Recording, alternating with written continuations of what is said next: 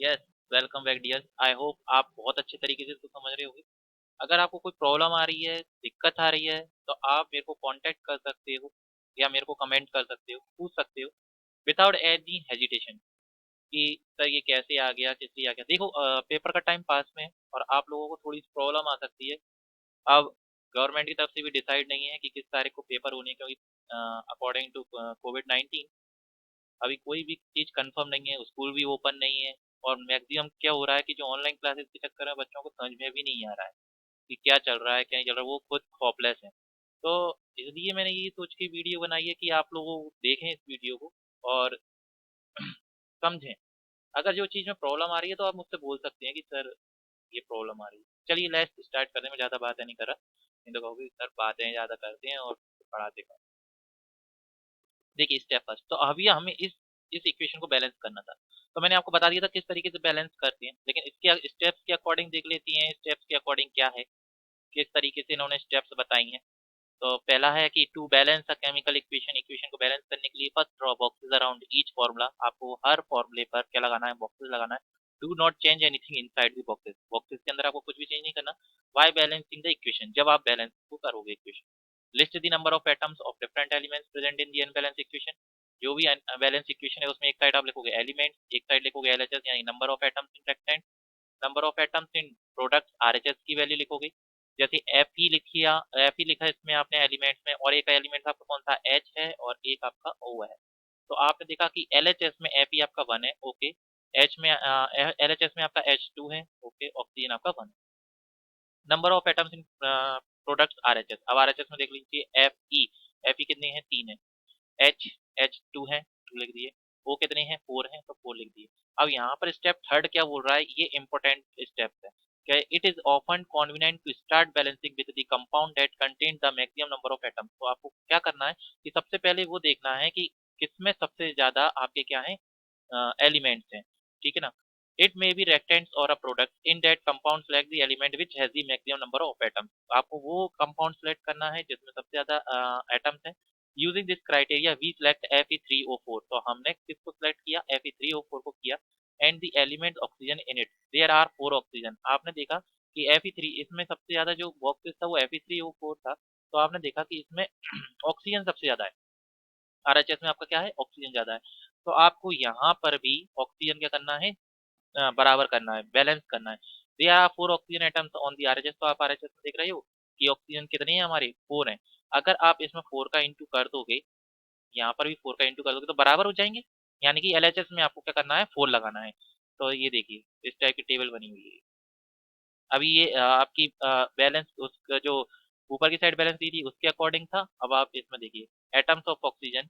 तो इससे अच्छा है कि आप इस चीज को देखकर है ना समझ नहीं पाओगे ढंग से। मैं आपको इसको थोड़ा सा फिर दोबारा से डिफाइन कर रहा हूँ कि देखिए,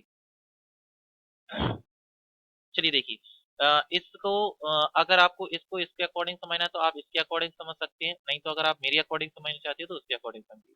देखिए पहले हम बैलेंस करते हैं इक्वेशन, ठीक है। आपने क्या किया, सबसे ज्यादा वाला देखा कौन, ऑक्सीजन फोर थे, तो यहाँ पर भी हमने इंटू कर दिया फोर का, किसमें किया आपने, एलएचएस में। तो एलएचएस में ऑक्सीजन कहाँ फोर, तो आप यहाँ पर फोर नहीं लगा सकते, आपको आगे लगाना है इस टाइप से। अब जब आप इसमें फोर लगाओगे इसमें, तो ऑक्सीजन भी कितना हो जाएगा, फोर, और हाइड्रोजन भी बढ़ जाएगा। एस टू था ना, तो टू फोर जा कितने हो जाएंगे, एट। एलएचएस में हाइड्रोजन अब टू ना होकर कितने हो गए, एट हो गए, ठीक है। हाइड्रोजन अब इसमें एट, एट।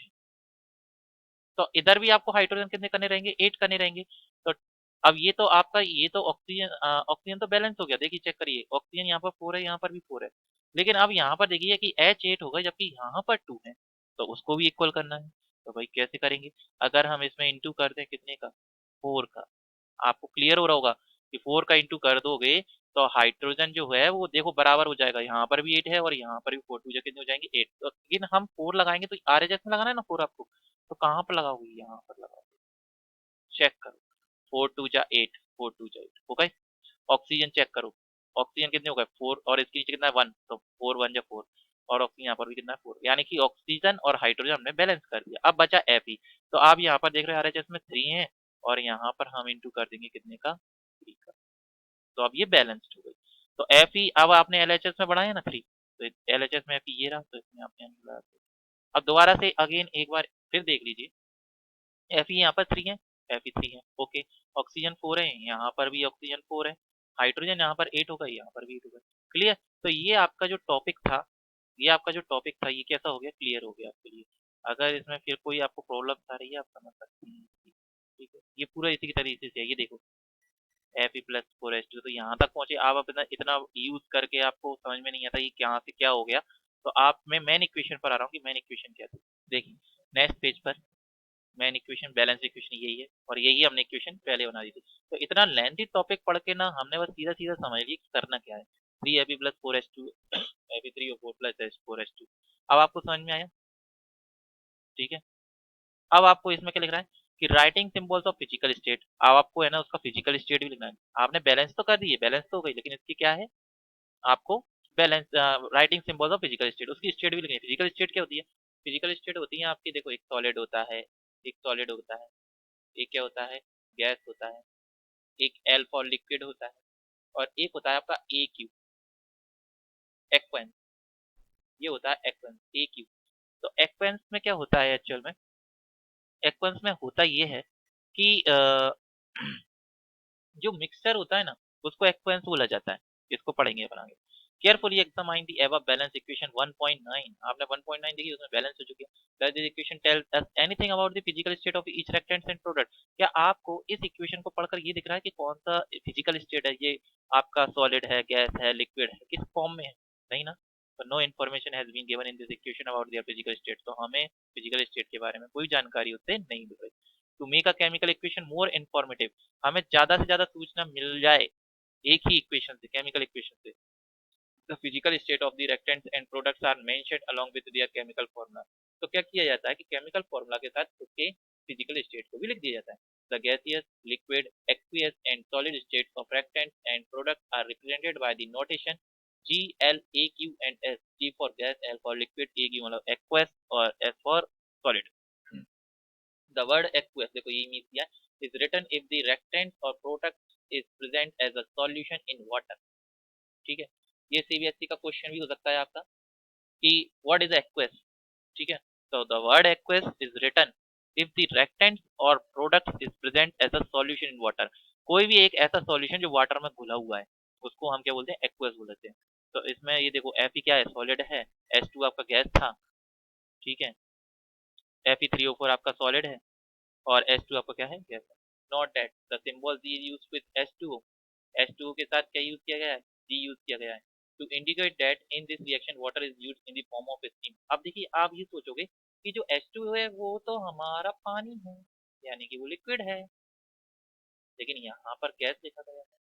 तो क्या इसने एक आपको बताया, आपने क्या बताया कि आपको याद रखना है कि यहाँ पर जो H2 है, H2O है, ठीक है ना, वो वाटर का रिएक्शन है किस फॉर्म में, स्टीम फॉर्म में, यानी कि इधर H2O को गैस के रूप में लिया गया है। यहाँ पर भाप का रिएक्शन की, भाप की जो इक्वेशन है वो इसके साथ कराई गई है, Fe के साथ भाप की कराई गई, इसलिए उसको H2O गैस के फॉर्म में लिखा है। तो आपको समझ में आया कि ये फिजिकल स्टेट क्यों जरूरी है लिखना केमिकल इक्वेशन। अगर आप मान लीजिए कि H2 अकेला लिख देते तो आपको इन्फॉर्मेशन नहीं मिल पाती कि भाई हमने ये भाप लिया या पानी लिया है। क्लियर? तो हमने ये यहाँ पर ये पानी लिया है, भाप के रूप में लिया है, इसलिए यहाँ पर जी लिखा गया है। Usually physical states are not included in a chemical equation unless it is necessary to specify them। ये वही बात है कि भाई इसके बिना अपन को मालूम नहीं पड़ेगा, इन्फॉर्मेशन नहीं मिल पाएगी। Sometimes the reaction conditions such as temperature, कभी कभी क्या होता है, टेम्परेचर बेस पर, प्रेशर बेस पर और कैटलिस्ट बेस पर, इनके क्या होते हैं कंडीशन, जो रिएक्शन कंडीशन उसमें चेंजेस होती हैं। For the reaction are indicated above और below the arrow in the equation. तो इस टाइप के टेम्परेचर के अकॉर्डिंग अगर रिएक्शन हो रही है, प्रेशर लग रहा है या कैटलाइज हो रहा है, तो उस के बारे में हम एक जो एरो लगा होता है ना, इसके ऊपर लिखते हैं। जैसे कि CO आपका क्या है, गैस है, 2H2 गैस है, लेकिन इस पर एक प्रेशर लगाया जा रहा है 340 एटम का। ठीक है, तो इसको एरो के ऊपर लिख दिया गया। अब प्रेशर क्या होता है इसके बारे में आगे आगे वाले चैप्टर में पढ़ेंगे अपन, नहीं तो इसी चैप्टर में पढ़ेंगे। ठीक है ना, इसी चैप्टर में आएगा प्रेशर के बारे में। CH3OH तो क्या बन गया, लिक्विड बन गया। 6CO2 एक्वस मतलब घोला ही वाटर में, सॉल्यूशन है। 6H2O लिक्विड, किसकी उपस्थिति में हो रहा है, सनलाइट की उपस्थिति में, क्लोरोफिल। ठीक है, सनलाइट की उपस्थिति में की जा रही है इक्वेशन। C6H12O6 मिल गया plus 6O2। Using this step can you balance equation 1.2 given in the text earlier. तो आप इसी बैलेंस के अकॉर्डिंग क्या उसको चेंज कर कर सकते हो? मैग्नीशियम लिया था आपने एक्टिविटी 1.2 में, 1.1 में, फिर आपने लिया था मैग्नीशियम और ऑक्सीजन लिया था O2, और इससे क्या बन गया था MgO। तो आपने देखा था कि ये इक्वेशन जो है वो बैलेंस नहीं है। आपने देखा Mg यहाँ पर कितना है 1, यहाँ पर भी 1 है, ऑक्सीजन यहाँ पर 2 है जबकि यहाँ पर 1 है। तो क्या करना पड़ेगा, यहाँ पर आपको ऑक्सीजन 2 करने। जब आपने ऑक्सीजन 2 करे तो Mg भी 2 हो गए, Mg 2 हो गए तो यहाँ पर भी Mg 2 करने पड़े। आप चेक कर लो, ऑक्सीजन 2, ऑक्सीजन 2 हो गए, Mg 2, Mg भी 2 हो गए।